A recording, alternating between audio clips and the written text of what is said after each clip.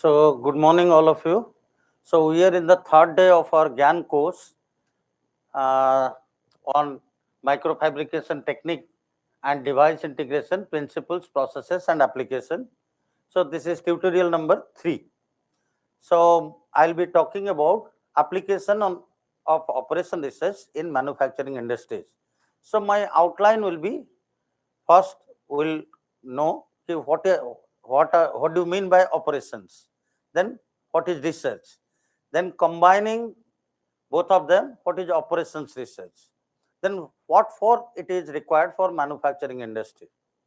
Okay, then after that we'll be going for different types of industries. Okay, how we can classify industries, then specifically what manufacturing industry says, then we'll be dealing in different types of manufacturing industries or production processes, production plants. Then we'll be discussing different types of plants. Then on what field we can apply operation research in manufacturing industry and what is the benefit out of it. Then also I'll be citing about a special concept, that is theory of constraints, which is nowadays it is applied to all the organizations, manufacturing organizations specifically. Then we'll go for a case study. We'll go for modeling one operation process, manufacturing operation process, then formulate a problem. We'll discuss about a case study. Now, to start with, operation research. Operations, it is basically, it's a scientific study of different operations for making better decisions. So, our aim is to get a better decision. You can say operation, it is both a combination of both arts and science, and arts is required where you apply your mental IQ, and science, different scientific principles, if we apply in operations, then it becomes a science. Then what we generally do here, we formulate the problems that is being faced in industry, then we find a solution for that, then there may be many solutions or many alternate solutions may be available. So out of that we take a decision. Then research means it is mostly the observations and testings characterized by scientific methods. And what can be the research? It based on different situations that arises in industry, okay, or different tough tasks that is faced by industry. Then you will formulate the problem statement you are to define, then you are to model it, then you are to validate it, because before directly applying it in the soft floor, so first you will take everything and go for modeling, analysis, simulation, analysis, whatever in computer. So after modeling, you will then validate it by experimenting. Then you will find the solution. So combining these two operations research, we can say it's a quantitative approach to decision making based on scientific methods of problem solving. Now, we can say operation research applies analytical method to decision makings. It helps in optimizing manufacturing processes, thereby reducing costs and thereby improving the efficiency of the plant. It is widely used for production planning, production scheduling, and mostly supply chain management. Then what is this? As I already explained, so you are to optimize the decisions. It's a mathematical discipline focused on optimizing complex decision making processes.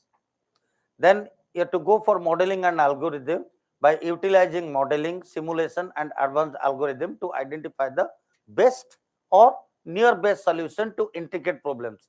Now, optimization is such an area that you cannot go for always the best. There may be near to best solution also.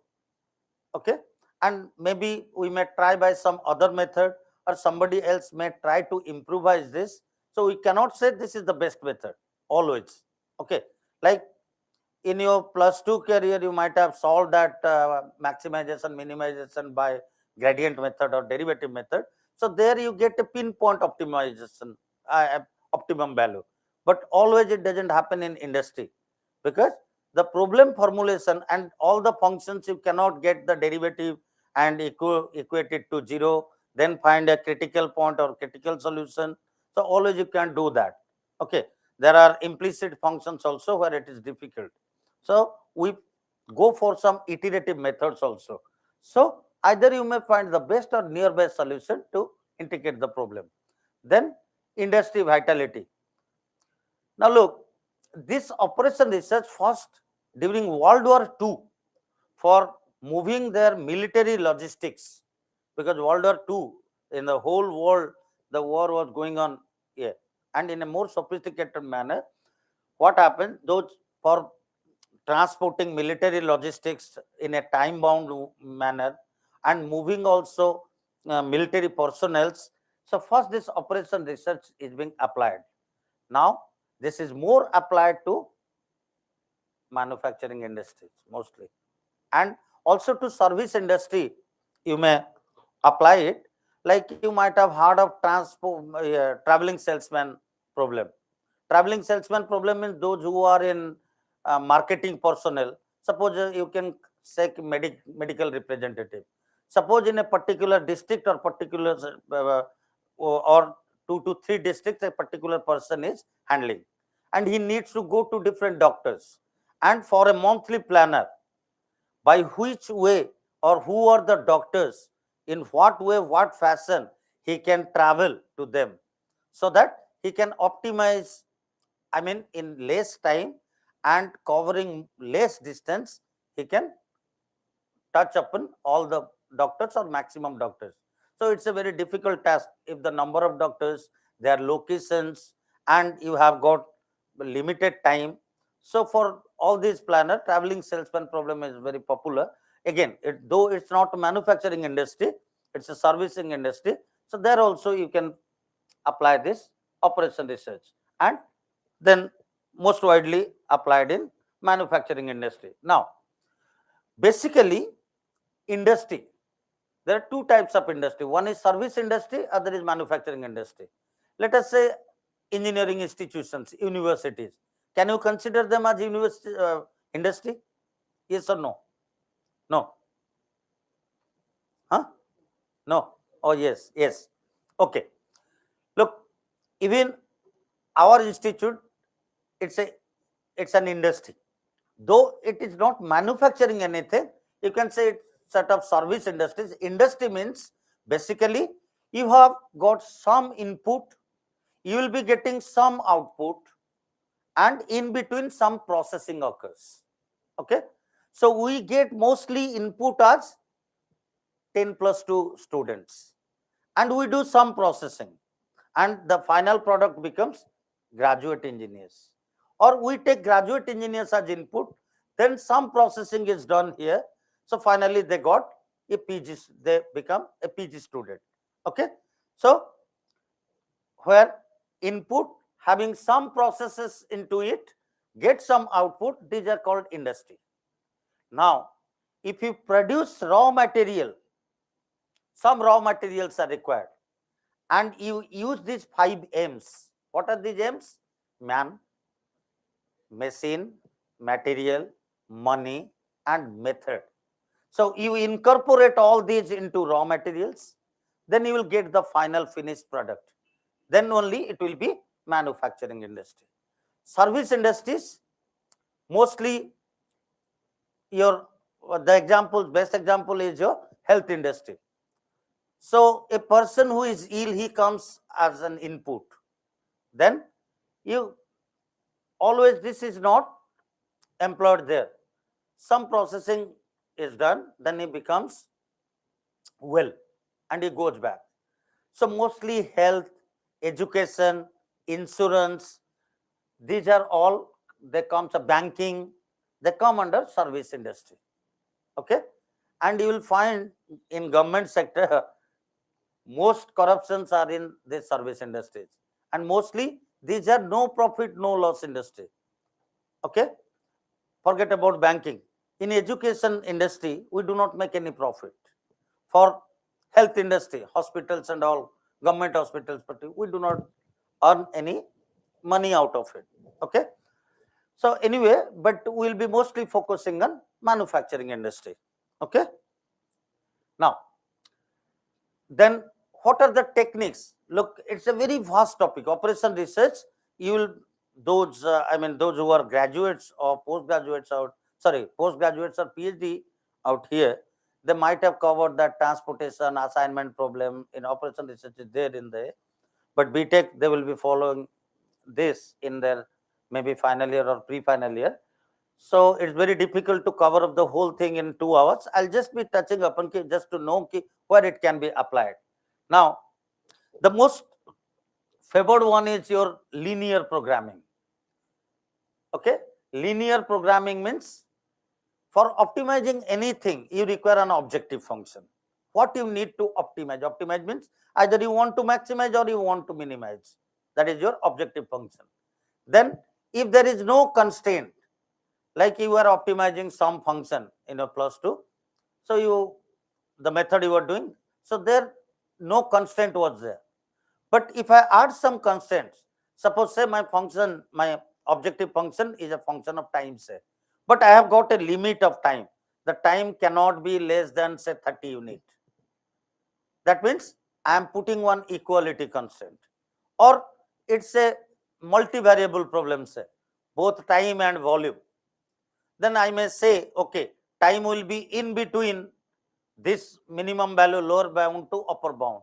So we'll call them as bounding constant.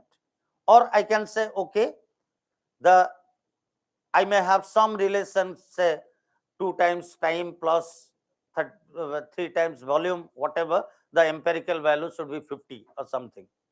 So then it becomes equality constant. So if I put some restriction, then it becomes constraint optimization. Okay, so mostly linear programming means where all objective functions and the constraint equations all are linear. Linear means highest power is 1, the maximum degree is 1. Then we call it as linear programming, or you can say LPP, linear programming problem. So mostly in industries, this has got wide application. I'll be telling how it is applied. Then if any one of these equations, either constant equation or objective function, becomes non-linear, we call it NLP, non-linear programming. Anyway, next is queuing theory. It manages the waiting lines and production flow, because always all organizations, they want to utilize their resources to the fullest. Maybe it is human resource, maybe it is their machines, maybe it is their personnel, or maybe their space. So everything they want to utilize to the optimum level. So there should not be any waiting line. So how to utilize them? Yeah, queuing theory tells the best about this. Then simulation, modeling real world manufacturing system. Then inventory model. I'll be coming to this while I'll be discussing different types of things. Then inventory also, it becomes an important thing. Inventory, look, it may be a biggest headache for any manufacturing organization. Mostly in American technology, American concept, there are two concepts: American concept and Japanese concept in this inventory. Okay, now Japanese, in American concept, we keep inventory in stock. Okay, depending on our requirement. Why do we keep? Because if suddenly some unwanted demand comes, then how to meet that demand? Okay, so to meet that, so that we cannot lose our name in the market, so for that we'll keep inventory in stock. Okay, but in Japanese concept, what happens? They do not believe in keeping inventory at stock, because if you keep inventory in stock, there will be a inventory carrying cost. You require a space, you require a warehouse or go down or some space to keep the inventory. Again, depending on the type of inventory, whether it has, what is the lifespan of that inventory. Suppose say rice, I cannot purchase rice for 6 months and keep. Then there will be insects inside it. Okay. Similarly, I cannot, similar sort of thing which are perishable things or which may damage. So, so that you need to, yeah. And inventory keeping techniques also you have to follow, because it requires proper lighting. Maybe for some inventory, air circulation, some inventory, it needs to be, the place needs to be rotated, changed. So it becomes a bigger headache. Now, and also you require to keep watch and ward. So for inventory carrying cost, it involves money. But in Japanese concept, what they believe, they have got some faithful vendors associated with them. Okay. So whenever, at what point, what and which point of time you require any inventory, they will just make yourself available at that point. That is known as JIT, just in time concept. Okay. There is another Japanese concept, that is Kanban. Kanban means it's a card which gives for an order or demand. Okay, you supply this material to us. So the card moves from vendors to vendor or stores to store. Yeah, then you get the material. Anyway, so for different inventory modeling, control raw materials and finished good levels.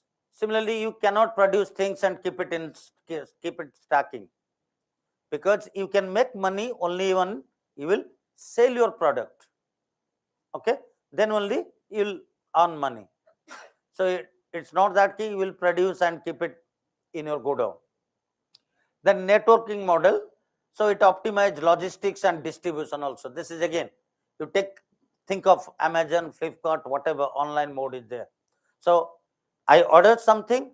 If it is not available in my nearby Guwahati, it comes from Kolkata. If it is not available in Kolkata, it comes from Karnataka, or it may come from Haryana. So whatever stores, so the so it's logistic management. Again, they take the help of this OR. Okay, OR maybe some programming, the algorithm, some algorithm they have to write, they have to run the program, so it works automatically. Now, in production planning and scheduling, it helps in allocating resource effectively, develop schedules to minimize idle time, ensures timely delivery of products, then it balances machine workload and labor availability. Then in inventory management, as I already told you, OR models determine optimal stock level, because you cannot keep more stock, also you cannot keep less stock. Suppose less stock, where it happens, suppose in every month end I used to buy rice through online mode. But okay, and I know that generally it takes 2 days or 3 days. If just before 3 days before the month end, if I order, suppose some untoward incident happened, maybe some storm or the road is blocked, it's jammed, it may take 7 days. So in that case, for rest 4 days, you will be having no rice. That means for optimal stock level, you have to maintain. Okay, to meet some untoward situation. Then reduce holding and shortage cost. Again, if you have shortage also, it will lead to some cost and losses. And if you are holding it for a longer time, again it is associated with a cost. So depending all this, the economic order quantity model, EOQs, are decided. Economic order quantity means there is certain quantity, it has got a mathematical formulation you will be knowing. So you will decide at a time how much quantity you should order, so that you will be at no profit, no loss situation. You will be not at loss. Then just-in-time system supported by OR tools.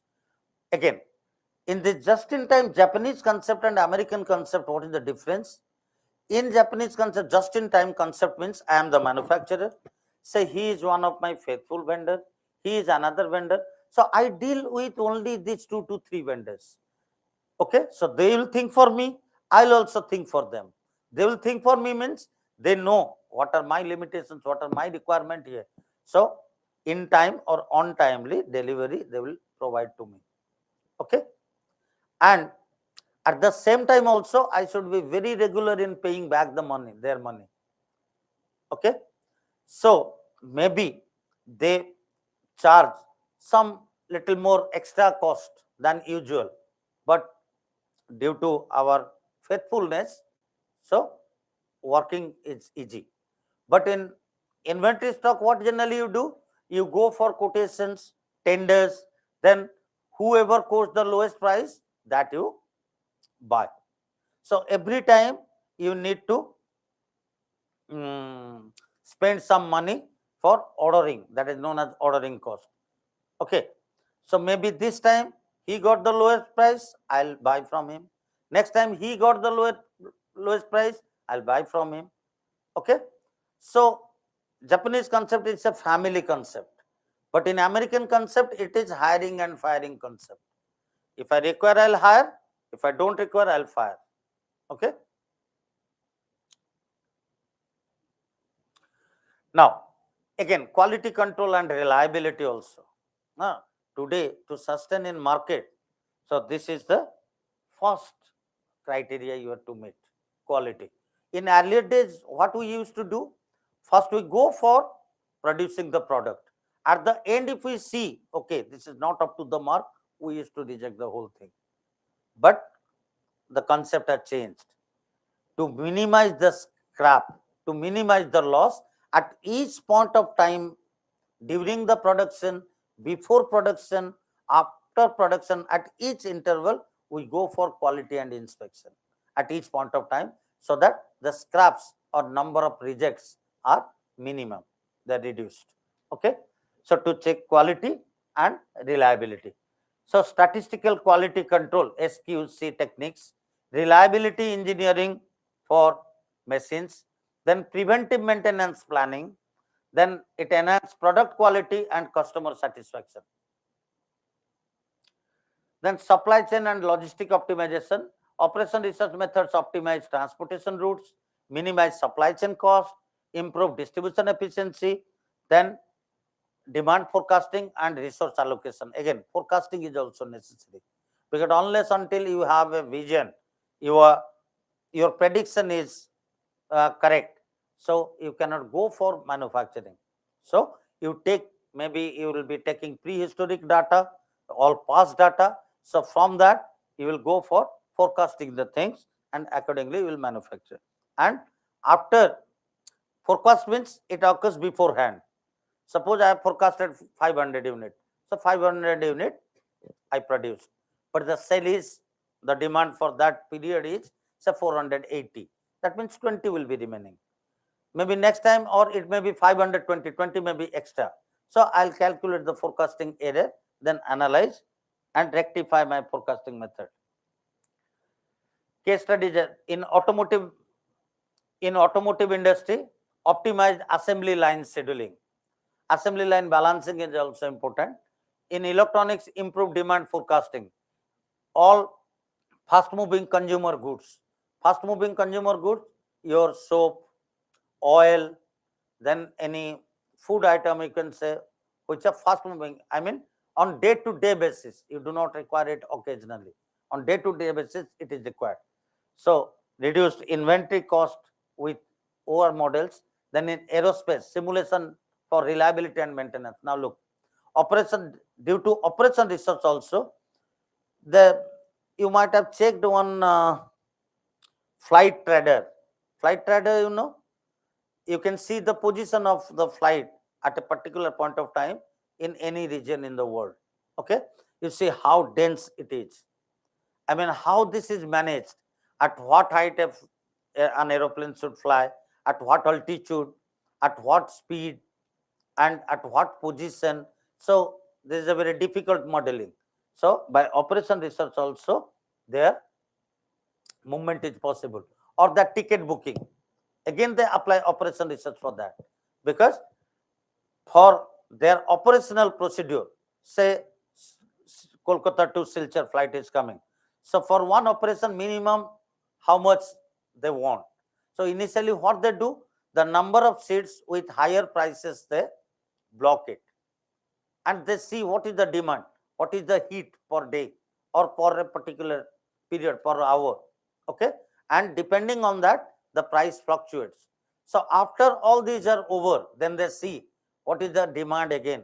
If demand is more, again the flight, the cost will be more. If it is less, then they gradually reduce it. Okay. And at the last moment, you can see the flight ticket becomes less. Okay. So now these are the different types of manufacturing systems: continuous manufacturing, batch manufacturing, job shop manufacturing, discrete manufacturing, repetitive manufacturing, three-dimensional printing, custom manufacturing, flexible manufacturing, process manufacturing, intermittent manufacturing system, mass customization, lean manufacturing, make to assemble, make to order, and mass production. So you can categorize them to all these types. Now, just to highlight, now look how they are classified. So this is a graph between production volume. Okay, that means quantity, and this is variety, means type. Okay, understood? Or this is otherwise known as PQ curve. P means product, I mean number of products. What are the varieties? And this is volume, quantity, Q, volume. Look,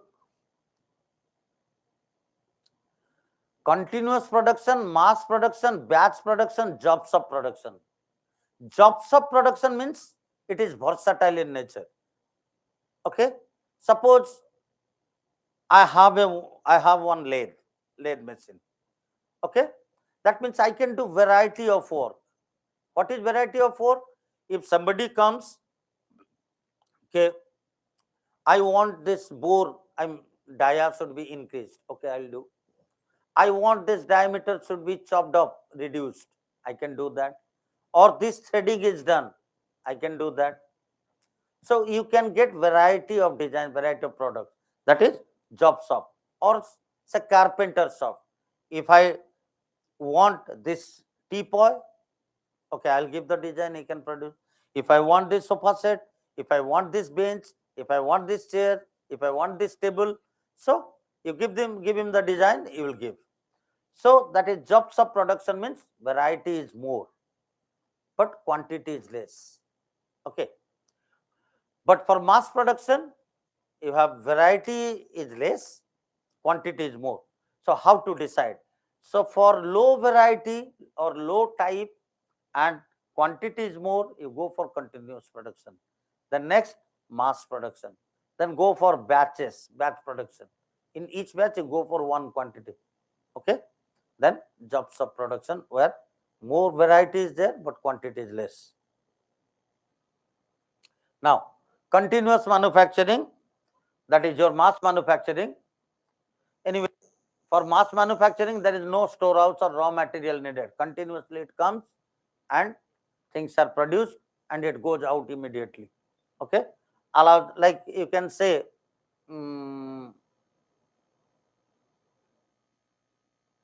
okay, the tea garden. Suppose in our tea garden, I mean the same day the tea has to be manufactured. Suppose every day in the season, every day they are plucking the tea leaves and the factory runs. Immediately the tea is processed on the same day itself and it should be packed on the same day. It is transported to different place. So you do not go for stacking the raw material. Then I think the slides will just share it after this. We can skip all this, continuous here, advantage, disadvantage, anyway. So that is the basic of continuous manufacturing. Batch manufacturing, look, it treats product as a group.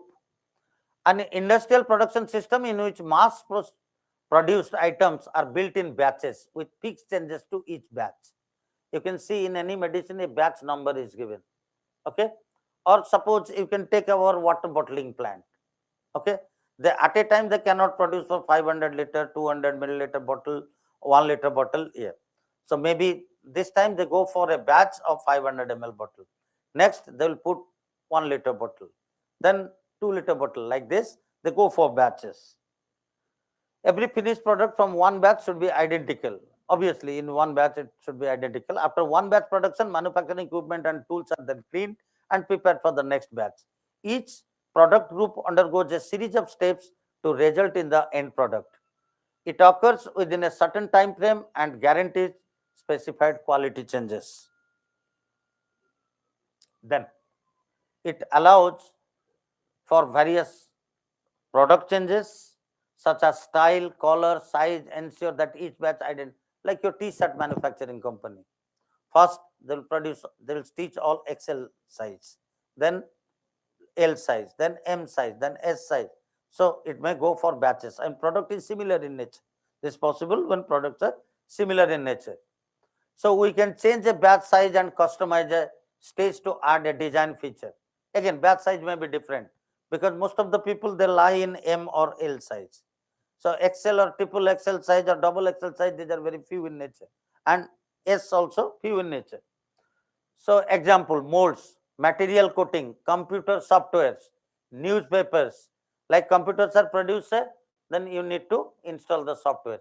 So one by one, first Adobe for, then Microsoft Word, whatever, Office.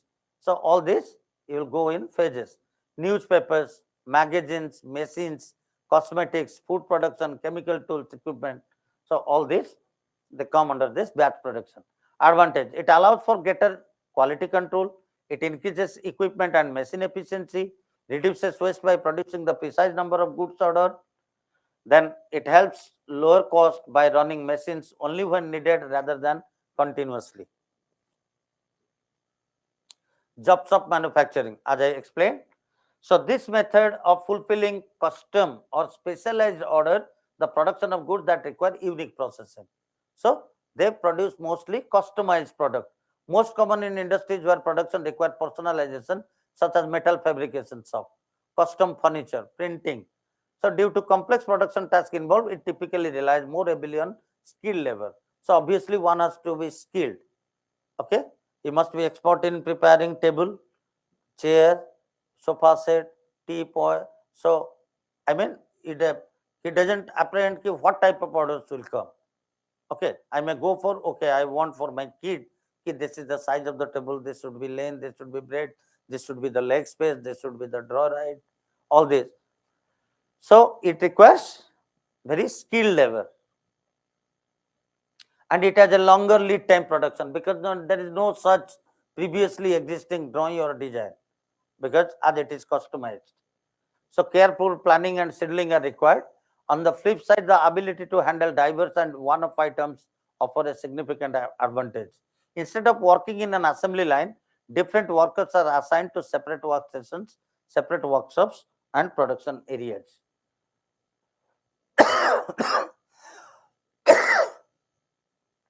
The product, before it reaches its completion stage, must go through each of the stations so that each worker can add value to it before going on to the next. Products that are best manufactured using the job shop type often requires unique methods or sequence of stages, making the process ideal for customization or make-to-order production. Small batches are often produced through job shop manufacturing. Since this type tends to give a strong focus on quality control, it can be slower as it produces low volume yet highly customized products. These products, but are not limited to specialized aviation parts, ship components, and even industrial machinery. Highly trained professionals handle job shop manufacturing processes to take charge of advanced techniques which are being utilized to achieve quality standards.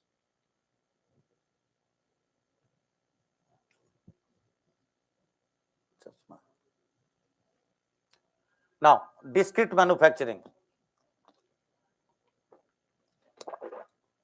It uses an assembly or production line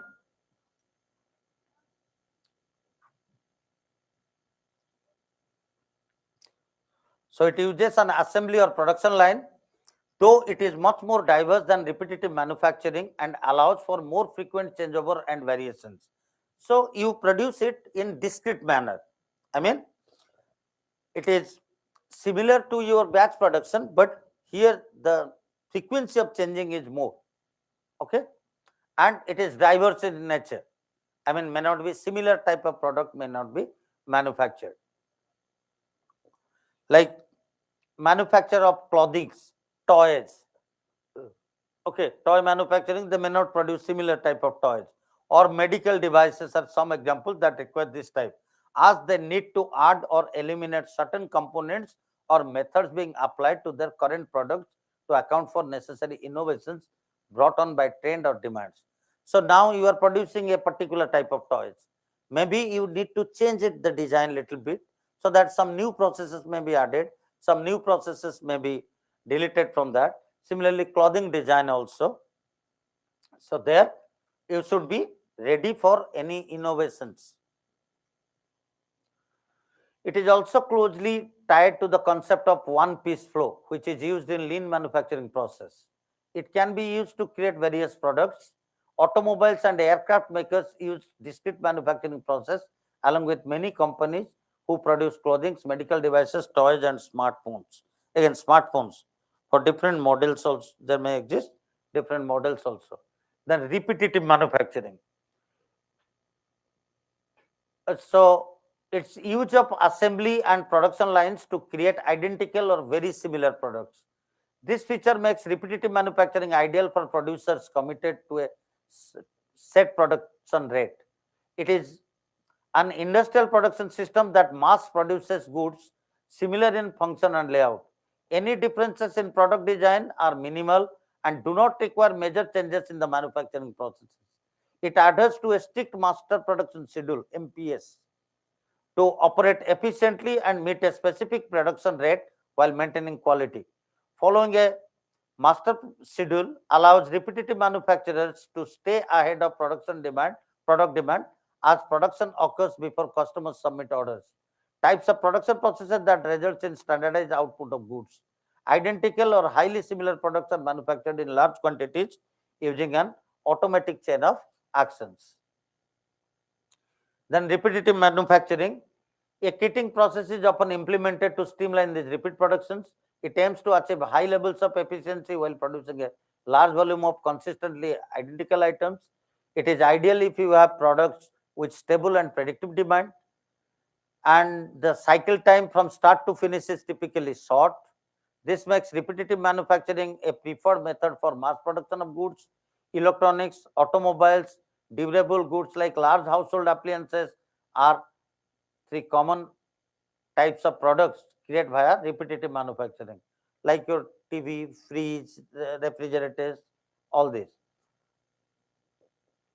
So benefits, then 3D printing, additive manufacturing, you know. So it is construction of three-dimensional object from a CAD model by using 3D model. So it can be done in a variety of processes in which material is deposited, joined, or solidified under computer control, with the material being added together, typically layer by layer. So both X, Y, and Z component are there, so that you can produce 3D. And if you say using two-dimensional thing, you can go for laser etching or laser engraving processes also. Unlike subtractive manufacturing, so this is additive manufacturing. There can be subtractive manufacturing. Additive manufacturing builds up the product from scratch, presenting unique and highly complex design. But in subtracting manufacturing, you have to distract material, take our material. It is also ideal for customization and small scale production. It is often used for prototyping and iteration of products. The additive manufacturing process occurs in three general steps. System is the oldest and most popular approach. Skilled craftspeople produces very item by hand, typically with the help of equipment. Machines used are generally built for a specific purpose and can only help a worker create a single product at a time. It is designed to produce a specific product or a set of products. Like look, earlier days, there was no such design or drawing available, like plow or bullock cart. There's no such design. Okay, or you can say what you call That's Devi Saraswati holds Bina, any musical instrument. Okay, so for this, because from earlier times there is no such design drawing, or you will keep the design in pen drive, material specification, all this. Okay, they go, I mean, from year to year they go on producing the same thing. So this comes under your custom manufacturing. Each product can be customized to a client specific need and desire. This applies to items produced on an on-demand basis or one at a time. The approach is not practical for products that need to be mass produced. Batches of large enough size may also not work with a custom manufacturing system. This may be a costly and time consuming venture at first, but it also may pay big dividends in the long run. Tailored suits, handmade furniture, wedding cakes are all good examples. Okay.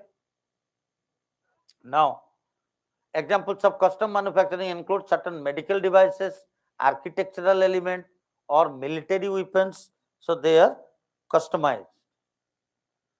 Flexible manufacturing, FMS, flexible manufacturing system. It fulfills the same batch quantities as intermittent manufacturing, but with less reliance on skilled labors. Instead, high level of robotics and automation enable machines to rapid recalibrate between different products and lines. Due to speed of changeover, it is sometimes referred to as agile manufacturing. The system requires high level of initial capital investment and expensive pre-planning, but can offer a more favorable cost per unit with even greater flexibility than intermittent manufacturing once the plant is running. A flexible manufacturing system, FMS, is a type of manufacturing system that is able to quickly change between different product types and sizes.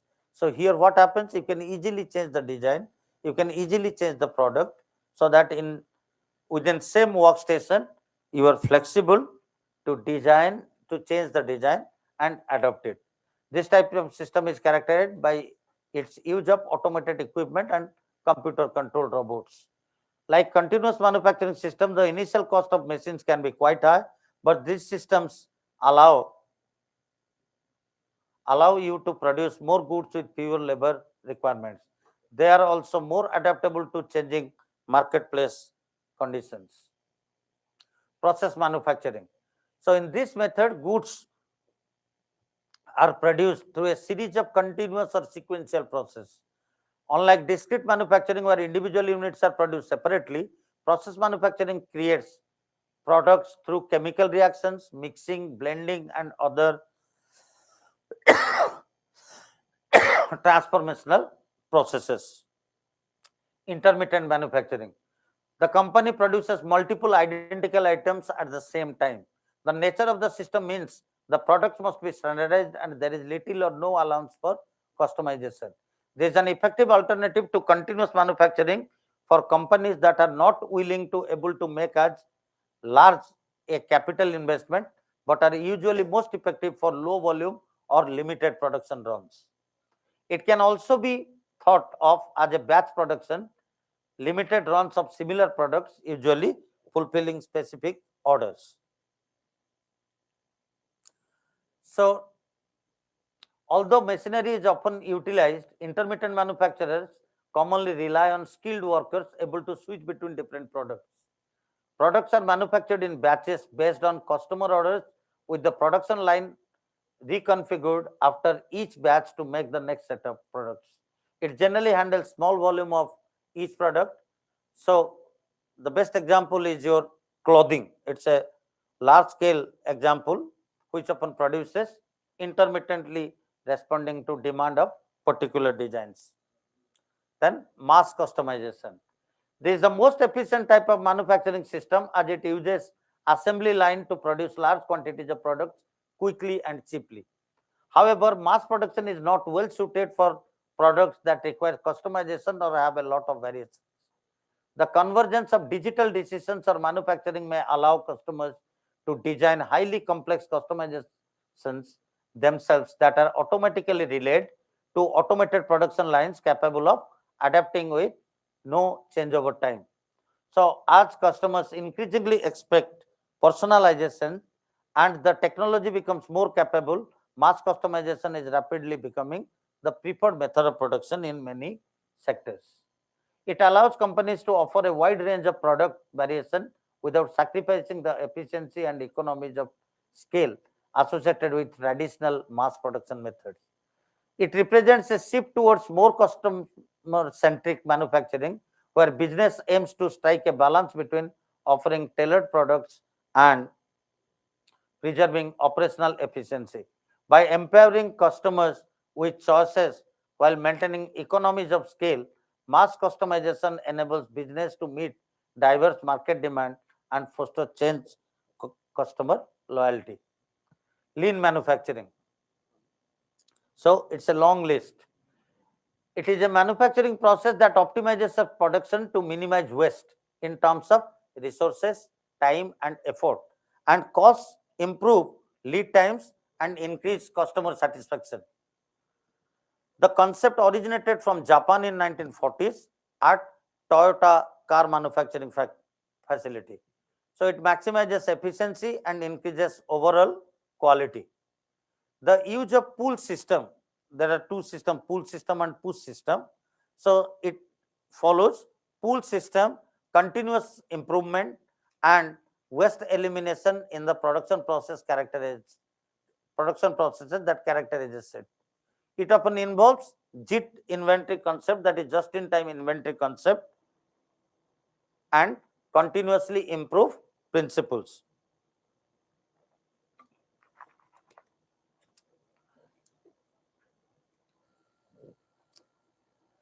Then make to assemble manufacturing. So this strategy, hybrid of MTS and MTO, make to order, in that companies stock basic parts based on demand predictions but do not assemble them until customer place their order. The advantage of such strategy is that it allows fast customization of product based on customer demand. The factory will produce component parts in anticipation of order for assembly. This means that the manufacturer is ready to fulfill customer order as they arrive, but can leave the manufacturer with a stock of unwanted parts if there is no demand. One downside of make to assemble, MTA, make to assemble, is a company may receive too many orders to handle given the labor and components it has on hand. Example is found in the restaurant industry, which prepares a number of raw materials like gravies, different types of gravies, and some raw material half cooked they may keep, and whenever an order comes, they prepare it quickly and give. So example is found in the restaurant industry, which prepares a number of raw materials in advance and then awaits a customer order to start assembly. Then make to order manufacturing allows the manufacturer to wait until orders are received before production begins. This makes it much easier. By, like in other case, they start beginning preparation before the order comes. But here, unless until order comes, they do not start preparation. This makes it much easier to manage inventories and react to market demand. Customers will need to wait for their products to be produced, and the manufacturer will need a steady stream of orders to keep the factory in production and profitable.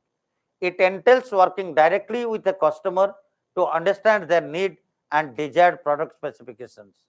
Manufacturing typically only starts after a signed contract or letter of intent, LOI. Manufacturers may generate light prototype but will often hold off on starting manufacturing until further product specifications have been delivered. MTO is the most common in industry where specialized products are being made for a very specific purpose. Aerospace, construction, or technology to a lesser degree are examples of industries where manufacturers will often not manufacture a good until a government entity has agreed to purchase the aircraft or a tenant has signed a long-term lease agreement. So aircraft, Boeing, they do not keep it in stock. unless until they get order. So after they get order, they start producing.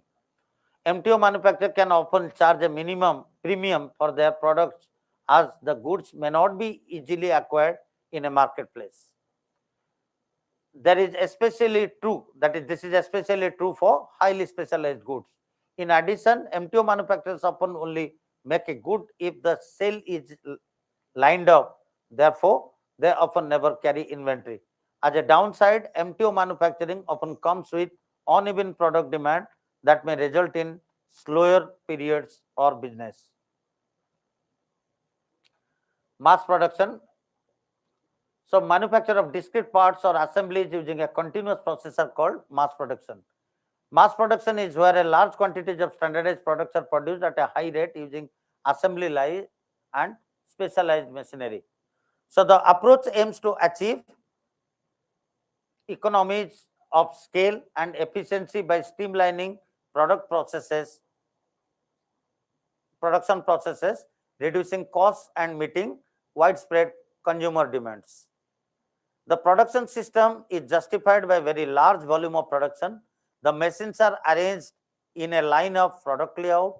Product and process standardization exists, and all outputs follow the same path. Then anyway, characteristics we may skip, advantages, limitations. Now, this is very important concept, try to understand.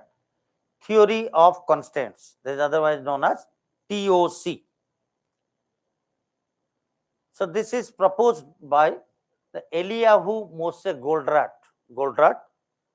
So even I have seen him when he visited New Delhi, I was there. So around maybe in 2007 or 8. So he passed away in 2011. So mostly he is an Israeli.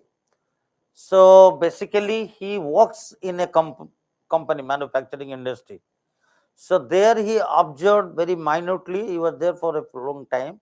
He observed minutely, and after that he suggested some improvement, but there he was not able to succeed because nobody listened to him. Then he came out, joined another year. Anyway, all his basically he proposed this theory of constraint, okay, by a novel which is known as The Goal. Okay, its publisher is North River Press. So basically, it's a novel. You can also read that. So it's story sort of thing based on his experience. Then after he proposes, after he learns himself, then he applies it to another company and got success. What is this? So basically, this is a management philosophy or paradigm based on the application of scientific principles, logical reasoning to guide human-based organizations in maximizing their throughput. Throughput, he distinguished between throughput and profit. They are not same. Throughput is the rate at which you generate money in an organization through sales. Okay. Profit means, I mean, throughput. Suppose same thing, he suppose a pen. A pen I am selling at 10 rupees, he is selling at 10 rupees. Okay. I am having same setup of production. He is also having same setup of production. But I can make a throughput of say 4 rupees, whereas he can make a throughput of 3 rupees. Why my throughput is more? Having same year, because I can manage my resources more efficiently. That means I can make money by utilizing my resources. Okay, with same setup. So it's not that he wants to make same profit. Then if his production cost is 7 rupees, he wants to make 4 rupee profit, he will sell it at 11 rupees. But in my case, it is 6 rupees production cost. With 4 rupee profit, I can sell it at 10 rupees. So obviously, I'll attract more customers and he cannot sustain in the market. So he introduced in case of profit, throughput means we have utilizing our resources and with more rate, we generate money through sales. Okay, we'll be coming detail to its mathematical part. Now, what he says, his philosophy is there is no limit to attain the top. Always there is a chance to grow. You cannot say, okay, I have attained the maximum or I have already reached at the top. So always there is a chance for improvement. And to fulfill this, he introduced a term known as constraint. What is constraint? Constraint means, okay, you can understand bottlenecks. Bottleneck means this is a bottle, you are keeping water here, now the neck is constricted. Okay, that means where it cannot come out with the same flow if the neck would have been here. Okay, when demand is more than supply, there bottleneck occurs, constriction occurs. Okay, that means demand is more than supply. Now, in an organization, there may be several bottlenecks. Bottlenecks means any problem. But the one bottleneck which inhibits the output the most is known as constraints. We may have 5 bottlenecks. Out of this, the important bottleneck which affects the output the most, that is known as constraint. Okay, that means students can have a lot of complaints. Sir, we do not have good teachers, we do not have good library, we do not have good laboratory, we do not have good food facility, we do not have good accommodation in the hostel. So all these are bottlenecks. But out of this, which affects their career to meet their objective the most? Okay, maybe it is good faculty members. So that will be the constraint. All are bottlenecks. So always, so what is his philosophy? No organization exists without at least one constraint. Okay, so a constraint is a must in each and every organization. Why he proposed this? Because unless until constraint is not there, you cannot improve. Always your aim is to break the constraint. Okay, so now this time let us say we can have very good or excellent professors recruited. So that part is over. Then again I'll analyze my organization. I'll take feedback from the students. Now again there will be 8 to 10 bottlenecks. So out of this, which one is the most affecting the output or the career of the students? That will identify. Okay, libraries, good books are not there. Now we'll try to break that. After that again we'll analyze. So it's a continuous improvement process. So why it is management philosophy? Because unless until you take this presumption that no organization exists without a constraint, you cannot improve it. Because always your aim should be to break the constraint and again analyze.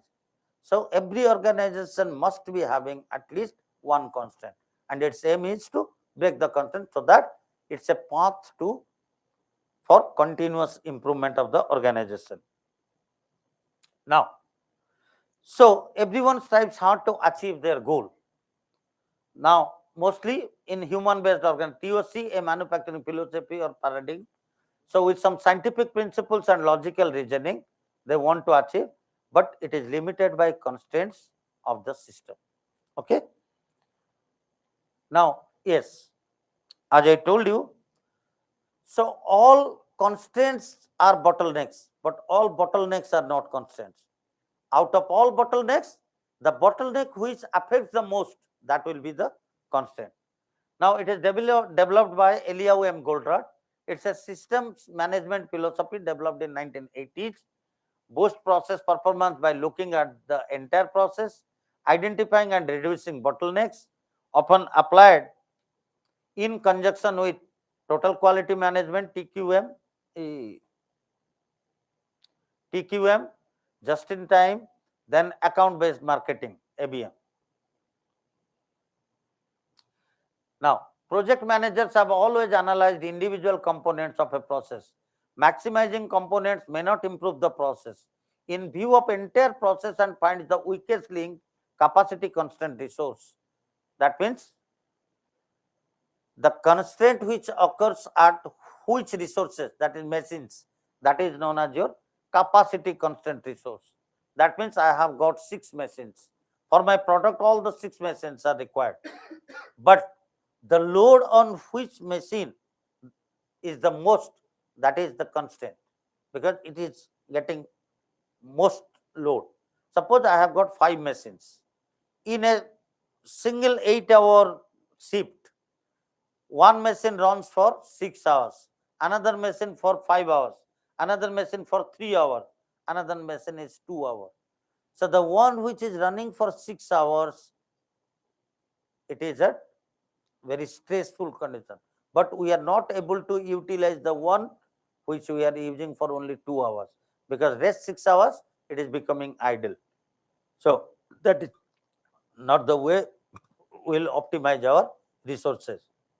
So capacity constraint means on which more load will be there, that is your capacity constraint. All projects contains one but not many capacity constraints. So each organization must be having at least one constraint. Then TOC thinking process. It's a philosophy thinking process. What you will change and how to cause the change, how to and what to change to. Okay.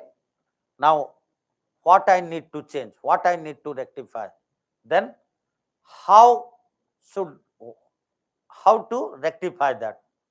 Then, if I want to rectify, by what thing I will replace it to. Okay. Now, these are, I think, okay, these things we may skip. Now look, what he proposes, every real system must possess a constraint, as I explained. It is a factor that limits the system's performance relative to its goal. Now, what Goldratt says, his philosophy, every organization's goal is to make money now and then. Okay, every organization wants that to make money, it is their goal. So the factor that limits the system performance relative to its goal is known as your constraint. Now, bottleneck resource available capacity is less than or equal to the capacity required to satisfy the demand. That means capacity is less than the demand. Constraint, the bottleneck whose performance is directly related to the system performance. Now, anything that prevents the system from achieving more of its goal is known as constraint. There may be internal constraint, there may be external constraint. What are the internal constraint? When market demands more from the system that it can deliver. Suppose I have a producing capacity of 800 unit of some product. Now I get an order of say 1500 capacity. I cannot deny that I cannot take the order to sustain in the market, otherwise I lose good name in the market. So I have to take the order. So it may be due to equipment. Currently used equipments limit the ability of the system to produce more sellable goods and services. It may be people. You may be having lacking of skilled people. Lack of skilled people limits the system. Mental models held by people can cause behavior that becomes constraint. Policy, a written or unwritten policy prevents the system from making more. Or there can be external constraint when the system can produce more than market will bear. Organization should focus on mechanism to create more demand for its products or services. Now, based on this, now look, there's an interesting one. Based on this, the whole manufacturing plant, we can divide it into 4 types. Vati, V-A-T-I. V-type plant, A-type plant, T-type plant, I-type plant. Now let me come from that side. I-type plant means, I-type plant, look, these are named how a product is produced. From raw material, it has to pass through different resources to become a finished product. Okay. Now, the practice is we'll start from the bottom to top. Okay. Bottom one is raw material, top one is finished product. Now, here I type means the raw material enters here, then some process, then some process, then finished product. Okay. So, it's a continuous process. Now, in I-type plant, look here, try to understand. In I-type plant, which one is the system's performance rate? Suppose, look, we are riding a mountain. We are 4 people and we have hold our hands like this. Okay. Now, reaching at the top will depend on which one among the 4. The one who goes in not at the end, who goes at the slowest pace. The one who moves at the slowest pace, unless until he or she is able to ride off, we cannot go, isn't it? So, here the weakest link is the slowest link, and this affects the whole output, isn't it? Unless and similarly, there are so many machines. Input goes from one end, comes out at the other end. There are different machines. So, the output will depend upon the rate of the slowest machine, because unless until the slowest machine clears the product, it cannot go ahead. So, the overall output depends on the slowest link. Okay. And another disadvantage in this is, if the chain breaks, the whole system collapses unless until it is repaired or replaced. Okay. Now, this type of thing, I-type plant means 1 to 1. That means one type of raw material, one type of product. Then let us say V-type. I mean, from one product, one type of raw material, you are getting different products. Like say, you are going for taking mutton, say. Okay. The person is say hanging one goat. Okay. So, from that goat, it gives different vendors. Okay. He wants one leg piece. Okay, take leg piece. He wants another leg piece. But I cannot get 5 leg piece from a goat. Understood my point? So, the same year, I am giving it to different meat rendering shop, different persons. Or you can think of, say, blast furnace, same raw material, iron in liquid form, but in the output, you will get ingots, rods, you will get billets. Okay.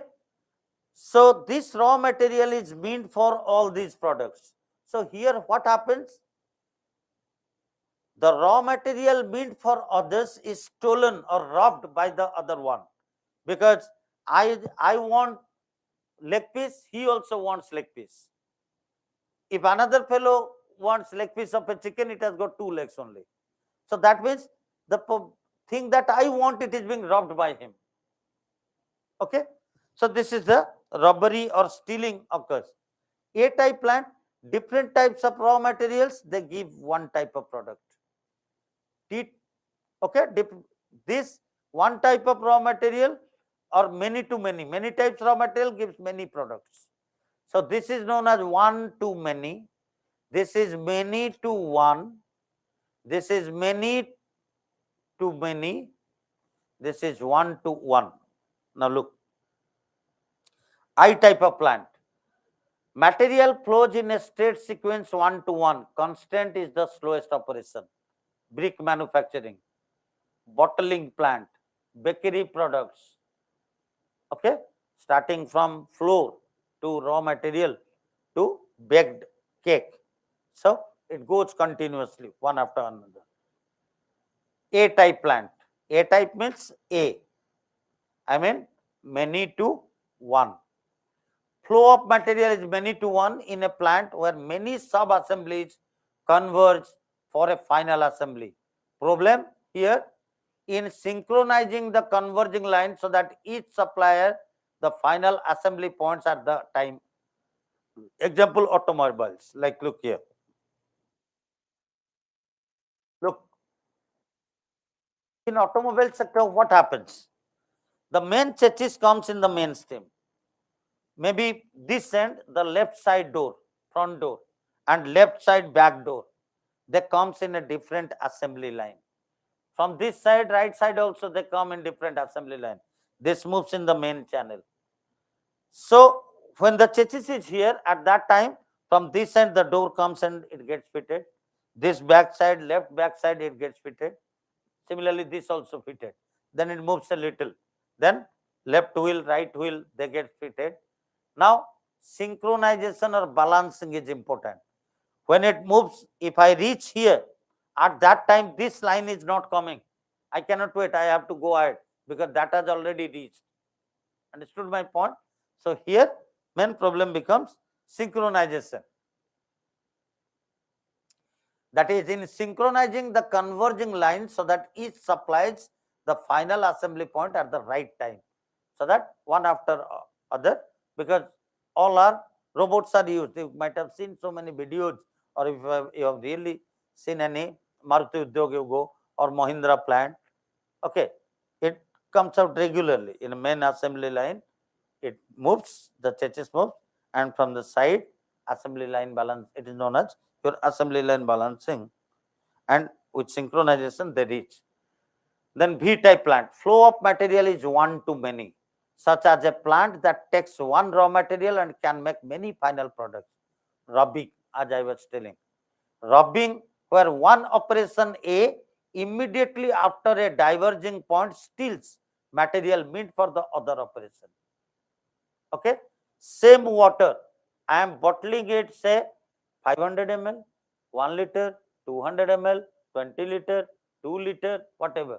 So the material meant for one is being stolen or robbed by other.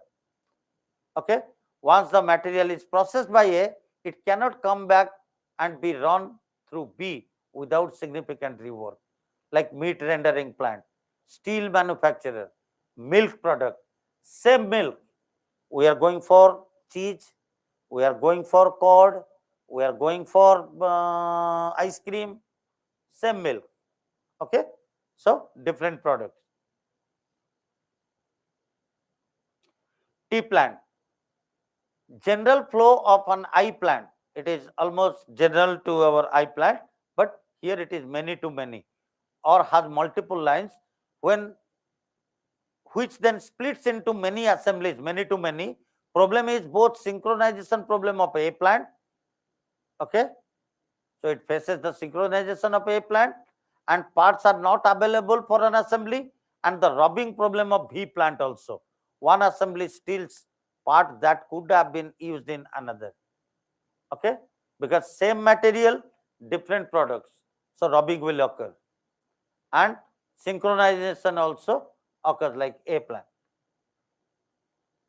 So it's a combination of both A and B, so that many to many will be there. Customized devices such as computers, furniture manufacturers, sourcing wood, metal, fabric. So we keep wood, metal, fabric, everything. Then you require this type of sofa, he requires that type of sofa, he requires another type of table. So from same raw material, I'll go for different things. Okay, assembly is in various chairs, tables, and cabinet design for distribution. Now look here. WIP means work in process inventory.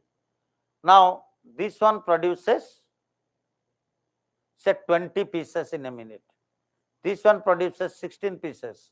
This one 10, 14, 18. Now look, after he produces, he passes on to the next. Okay, he can produce 20. Now he is sitting idle. He passed on 20 pieces to him, but he can process only 16. So remaining 4 pieces are in each minute, remaining 4 pieces are lying. He passes on 10. He passes on 16 per minute, but he can produce only 10. Now, all resources down the line, even if they are having more capacity, but their supply is less, because this gives only 10 pieces per minute. Even if he can go for put in, rest time he will be idle. So who is overloaded? This fellow. Continuously he is working overloaded, because he is the slowest pacer. Okay. So the whole output depends on this fellow. The output will be 10 pieces per minute. Okay. Now, it proposes 5 basic steps: identify, exploit, subordinate, elevate, and repeat. What identify? First, you identify which one is the constraint, things that prevent the organization from obtaining more of its goal. Then exploit it. Make sure that constraint is doing things that the constraint uniquely does, and not doing things that it should not do. Then subordinate all other processes to above decision. Align all other processes to the decision made above. Then elevate the constraint. I mean, break it. Break the constraint. If required, permanently increase capacity of the constraint or buy more. And next is repeat. Okay. Then after the constraint is broken, elevated, or broken, or removed, then again you reanalyze and go to step 1. That means, as the assumption is, no organization exists without one constraint. So after the constraint is broken, again you analyze and try to identify the constraint. So the process repeats itself. So it is a continuous or ongoing improvement process. Look here, they are all going. The slowest one or heavily loaded, so he is the constraint. Okay, so all of you are going together. You cannot leave him behind. So your final destination will depend on him. So you have identified the constraint. Decide how to exploit the constraint. Then you have decided, okay, he is not able to run or walk. So let us just catch hold of him, just will pull him or push him. Even if this is not feasible, okay, let us put his luggage and put him on our shoulder. Okay, go. Okay, so decide how to exploit the constraint. Then what they did? They pull him at the front. Subordinate everything else to the decision of step 2. That means, while you will try to break it or subordinate it, you neglect all other things. Give him the priority. Now, elevate the system's constraint. I mean, the constraint is broken. Now, again, after this 4, there are 5 now initially. So after say this is broken, we have removed or whatever. So now out of this, again you decide who is the slowest one. So maybe this fellow. Then you repeat the process. If constraint is broken in step 4, go back to step 1. Okay. Anyway, so this is the analysis. Exploit here. Identify the constraint. Step 1. Step 2, exploit it. Is the constraint physical? If no, then you go again. All this same thing. It's given in a logical sequence flow. That TOC operational parameters that define constant, anything that limits the system's performance relative to its goal. Inventory, all the money used to purchase things that the system intends to sell, it is known as inventory. Then operating expenses, the money a system spent to turn inventory into throughput. That is heat, light, direct labor, your rent, whatever, these are all operating expenses. Throughput accounting, an accounting system used to measure TOC operations. Now, throughput is the rate at which a system generates money or achieves its goal through sales. Throughput is the rate at which an organization generates money by selling its product. And they are limited by either the plant capacity constant, this is internal constant, or market demand, external constant.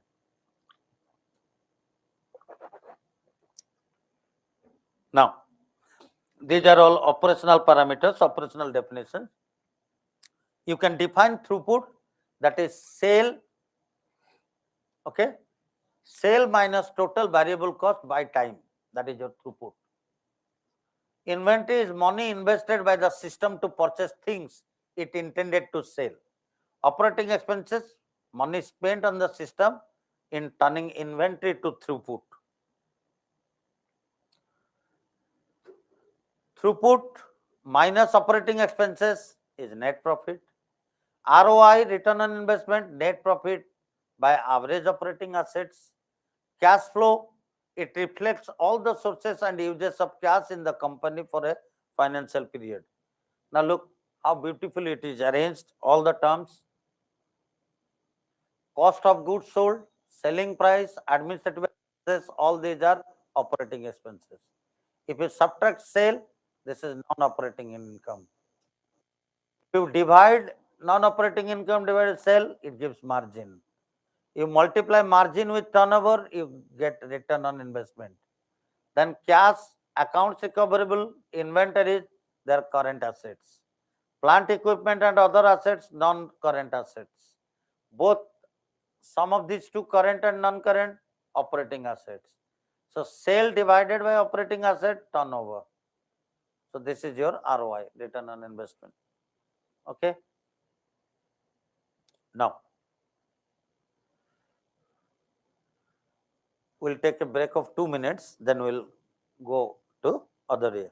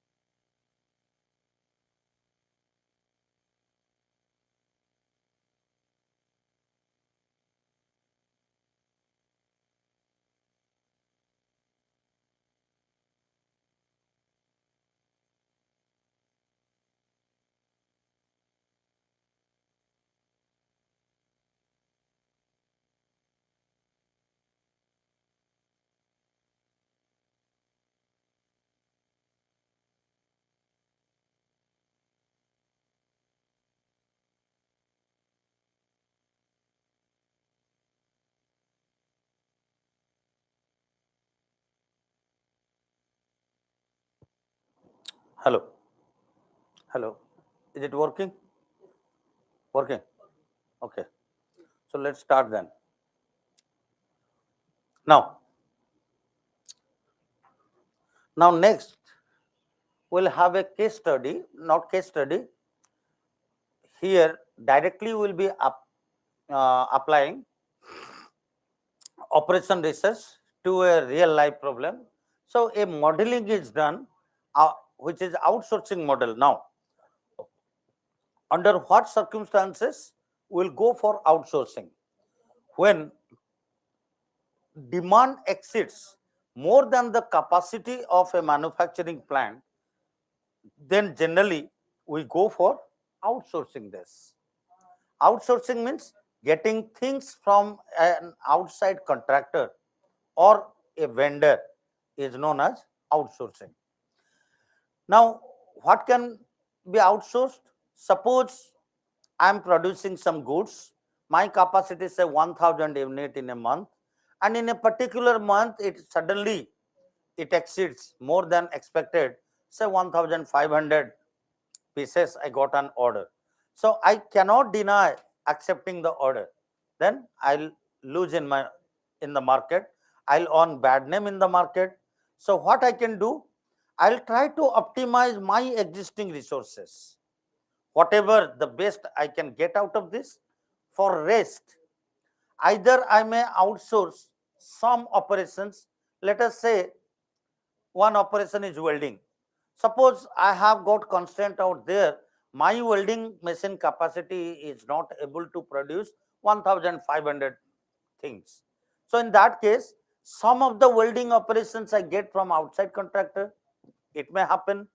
Or I am producing say 4 types of products. Let us say this is 500 ml bottle, and I am producing 1 liter bottle. I am producing 200 ml bottle. I am producing 2 liter bottle. Okay, and each one is having same type of manufacturing processes, because the processes are similar in nature. Okay, and the raw materials are not same. For 200 bottle, the raw material will be less.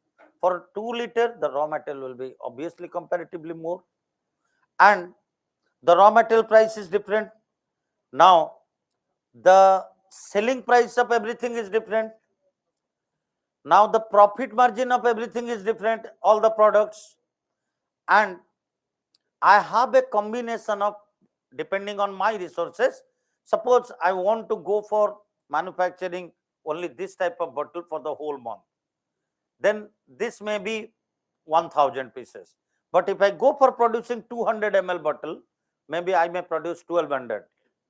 If I go for producing 2 liter bottle, I may produce say 100 pieces. So produce, and if I go for combination also, it may be different. So companies, they come in a difficult situation, how much quantity they will produce in-house by optimizing their existing resources, and how much rest quantity they will go for outsourcing. Okay, so for that we'll be discussing this model. Now let us consider a production facility consisting of n resources. Resources means you can say operations or machines. Okay, machines means first from pre-form, these bottles are to be formed, the bottle has to be made, then the cap, then this pasting, then filling it up, then this printing label by expiry date, price and everything, then packaging, then so all these are operations. Now n resources means 1, 2 in total, capital N is the number of resources, and all these products are to pass through these number of resources. Manufacturing m different products, like I told, the product means 200 ml bottle, 500 ml bottle, 1 liter bottle, 2 liter bottle, like this. So they are having in total m different types of products. Denotes J's capacity in working seconds in a shift. That means what is this? N is the number of resources, M is the number of products. Okay, it denotes J's capacity in working second in a shift.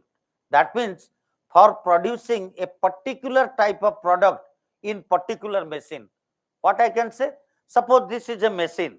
If I go for producing one piece of this through this machine, it takes a 10 minutes. Maybe for producing 200 bottle, it may take 5 minutes.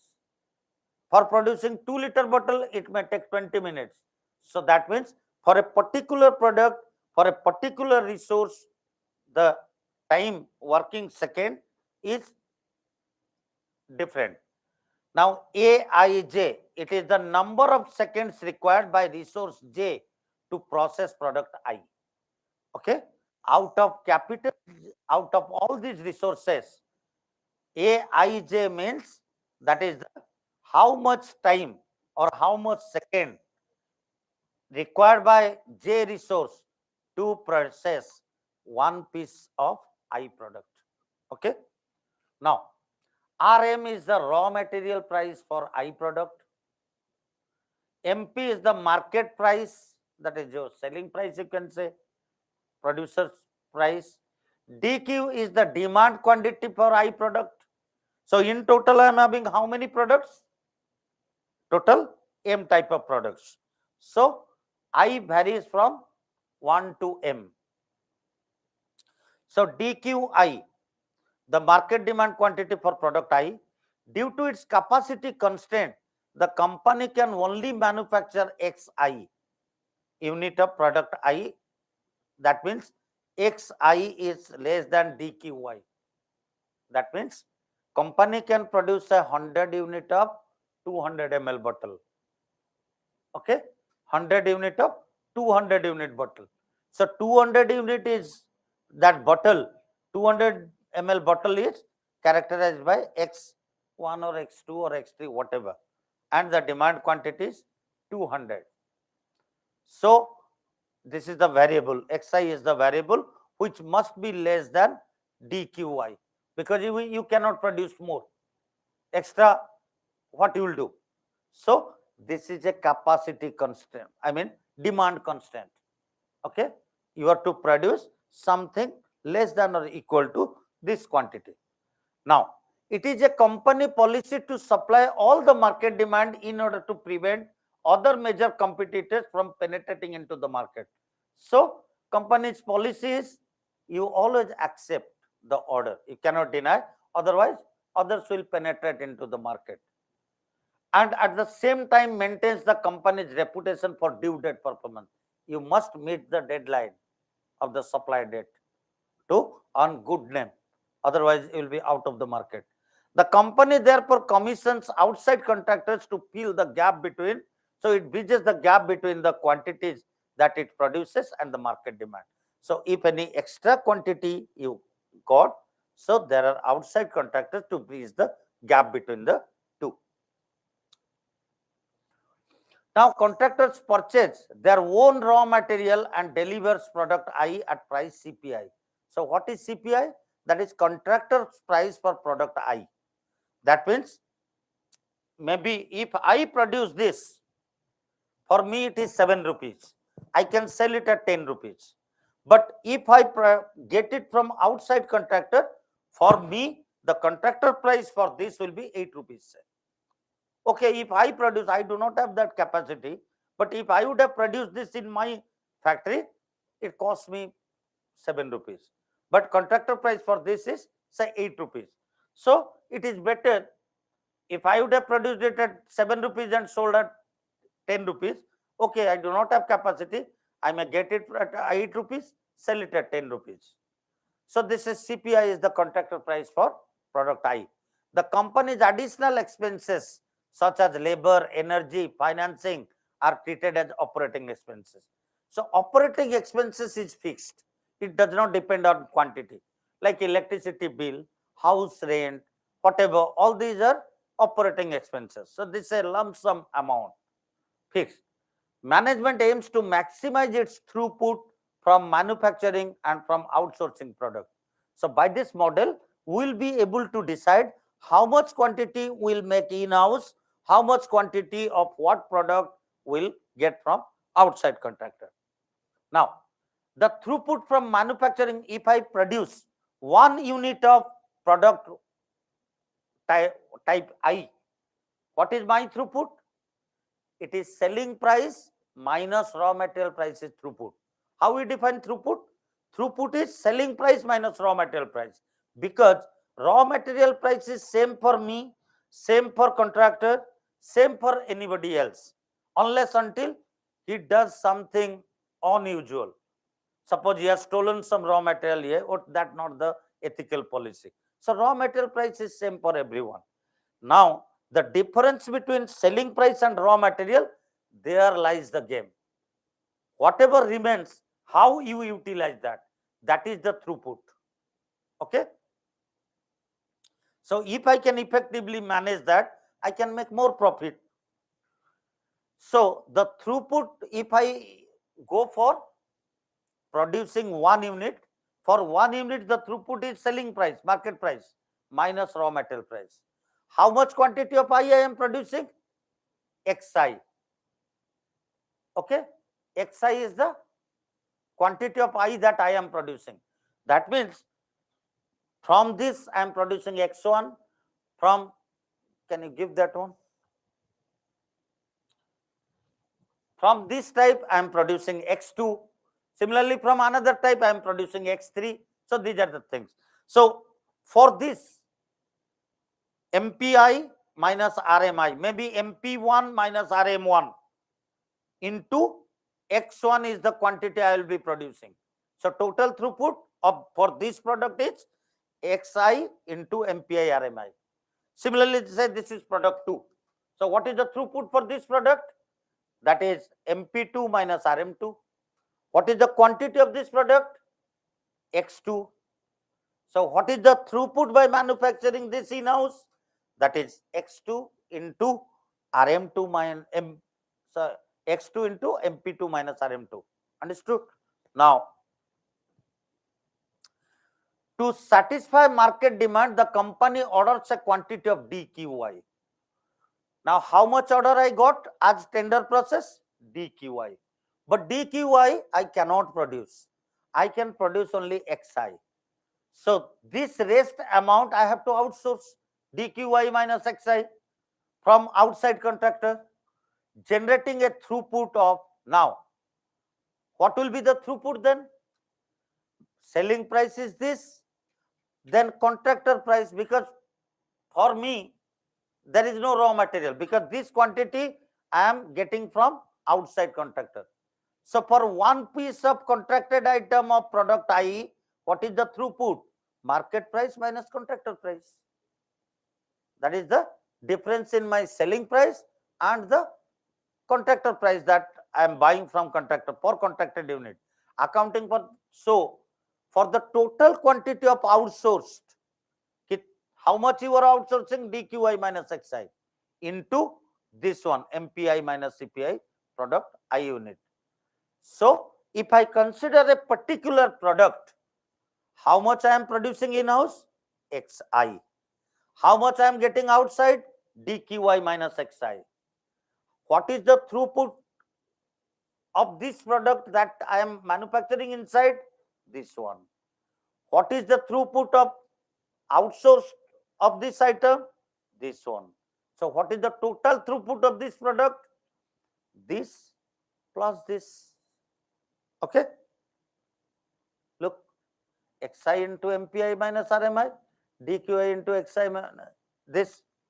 This is for one product. I have got how many products? M type of products. So it will be summation I is equal to 1 to n. This is the total throughput. Now from total throughput, what is throughput? Selling price minus raw material price. Now I have spent operational expenses as a whole. If I make it minus, the rest of the thing I will optimize. Okay, whatever remains, what is that? That is how I can utilize my resources to get the optimum value, because all fixed things gone. Selling price fixed, raw material price fixed, operating expenses fixed. So only the variables are this. Okay. So the product mix problem can now be expressed in standard linear programming format as this thing minus operating expenses. I is from 1 to m, and you have to maximize this. Now, look at this beautiful relation. Now, if you just multiply this into this term, it will give rise to 4 terms, and you simplify this. So, plus minus cancel. Now, look here, xi into mpi. What is the symbol? Plus, na? Xi into mpi. Here you will get xi into mpi minus. So, they will cancel. Okay. So, what remains? Okay. Now, linear programming problem means this is my objective function now. I have to maximize this. Okay. Then what is the constant? One is demand, because xi cannot be more than dqi. More than the demand I will not produce. So this is demand constant where I m types. Then one important thing here, observe. But as I told, this is one machine. Let us say this is my grinding or welding, whatever machine. Now all the products have to pass through this, but it cannot take all the products at a time, this machine. After it finished one product, then it will take another product. Okay. So suppose for producing this, it takes 10 minutes. For producing this, it takes 8 minutes. Oh, sorry, 12 minutes. Say. Okay. So after producing this 10 minutes, if I put this, it will take 12 minutes. So for all this time, it has got particular, I cannot run it more than the available time. It is available for one shift, say. Understood? What is that? That is my Bj. Bj is the total available time of this machine. Okay. So whatever I may give, what is Aij? What is Aij? Aij is the number of seconds required by resource J. This is the resource. How much time it will require? J is the resource. This is J. For I product to process. Okay. So for processing one unit, it is taking Aij time. What is the quantity you are doing? Xi. Look here. Xi is the total quantity of this. For producing one quantity, it is taking Aij time. Okay.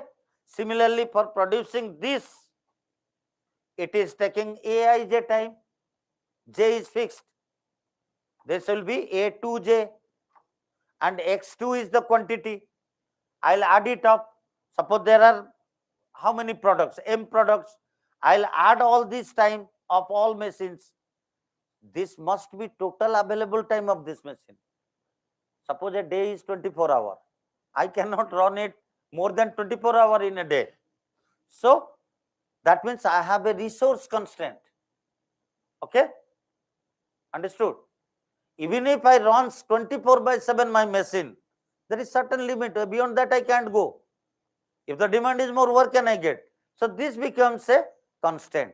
So this one is known as demand constraint. This one is known as manufacturing resource constraint. Now, as I was telling, look, xi into mpi plus xi into mpi minus xi mpi minus xi mpi plus cancels out. Remains xi rmi dqy mpi dqy cpi xi cpi. Now xi is the variable. You take common this, because this is cancelled na. xi mpi cancel. Now where xi term is there? Here another xi term is there, because xi is the variable. If I take common xi, what remains? Cpi minus rmi. Okay. Then What else remains? If I take dqy common, MPI minus CPI. Now look here. If I take XI common, CPI minus RMI. And this is MPI minus CPI. Now look here. What is MPI? Market price of I, selling price, constant. What is CPI? Contractor price of product I, constant. DQY, demand quantity, constant. Now the whole thing with summation of this is a constant. Operating expense is a constant. Now you separate all these as a constant. Only variable is XI term. This one remains. Okay. Now you solve. Look how the big objective function. The objective function initially was so big. Isn't it? Now how it is simplified now? It is simplified to only this much.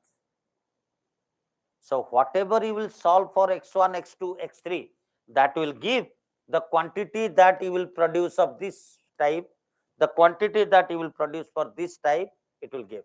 Okay. Now, look, what is this one? CPI, contractor price. That means for me, it is my purchasing price from contractor. For contractor, it is contractor selling price. Isn't it? CPI is contractor selling price. RMI, I told, it is same for everyone. So, contractor selling price minus contractor's raw material price. That means what is this? This is contractor's throughput. For me, my throughput is selling price minus raw material price. For contractor, it is contractor selling price minus raw material price. So, that is contractor's markup. Contractor's throughput into what is XI? XI is the quantity that I am producing in-house. So, you solve this linear equation with these constants, these two constants.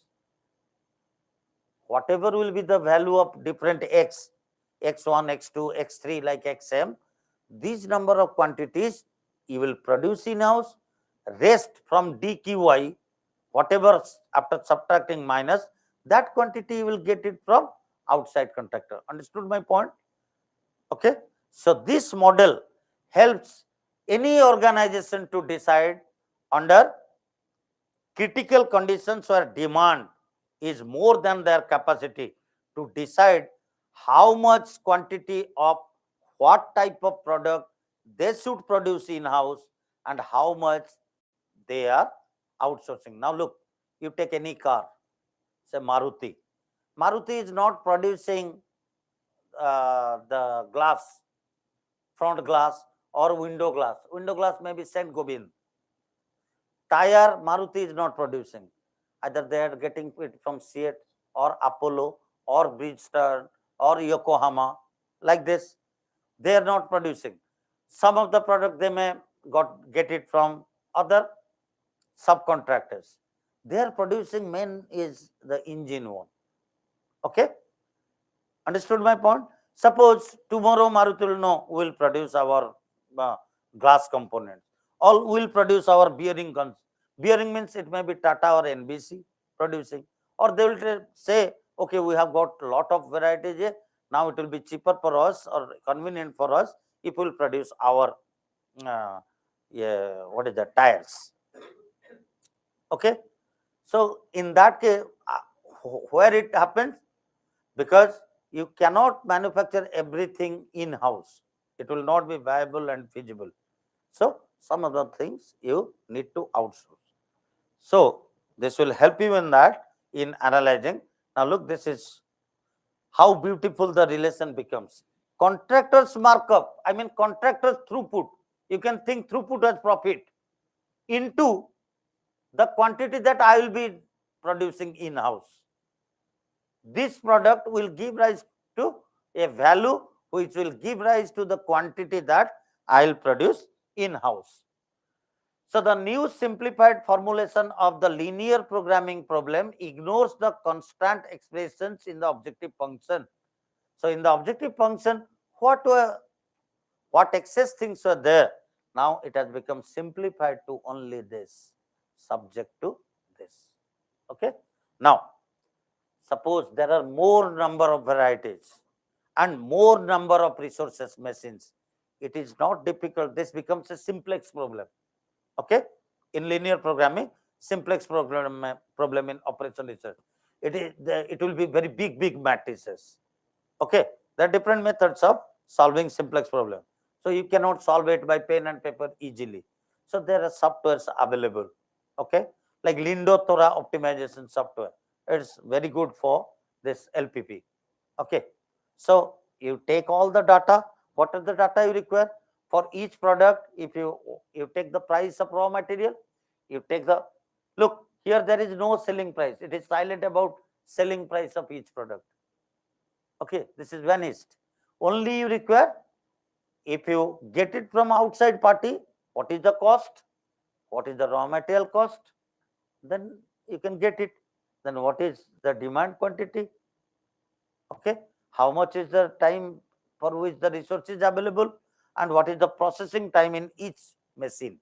Maybe grinding operation, polishing operation, shot blasting operation, welding operation, heat treatment operation, whatever may be the operation, or micro manufacturing, that offering that operation, whatever.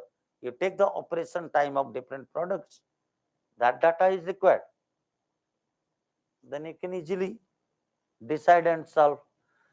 So the implication of the last expression are that product price, cost of raw material, total working hours per product on hourly rate are totally irrelevant. Okay. So product price, they are irrelevant to the outsourcing decisions. Only two variables are relevant. One is this, other is this. Okay. So now, anyway, now we can conclude it in this way. Operation research provides a powerful tool for manufacturing optimization. It enhances productivity, quality, profitability as well. And it is essential for modern competitive manufacturing age, for manufacturing industry. So thank you all. So if you have any queries, you may ask.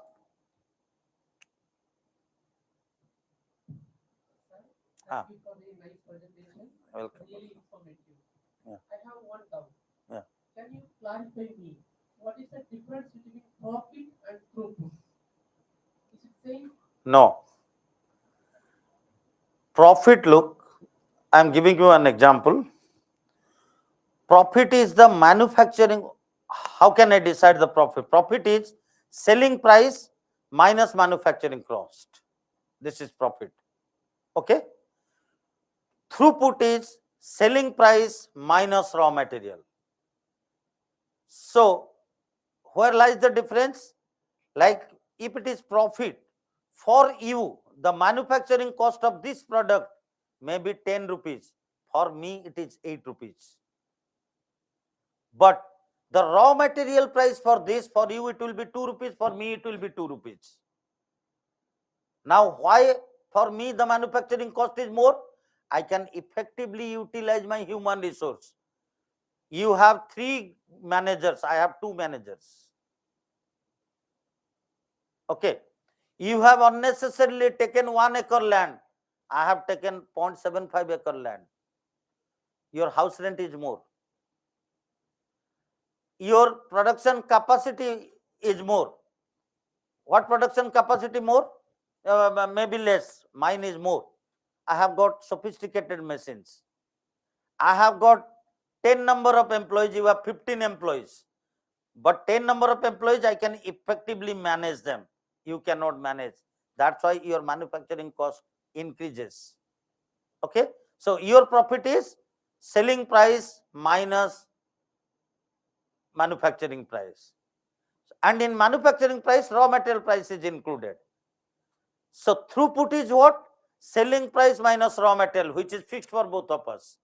Now, whatever remains, in who utilizes it in the best way, he will be the winner. Can you get this?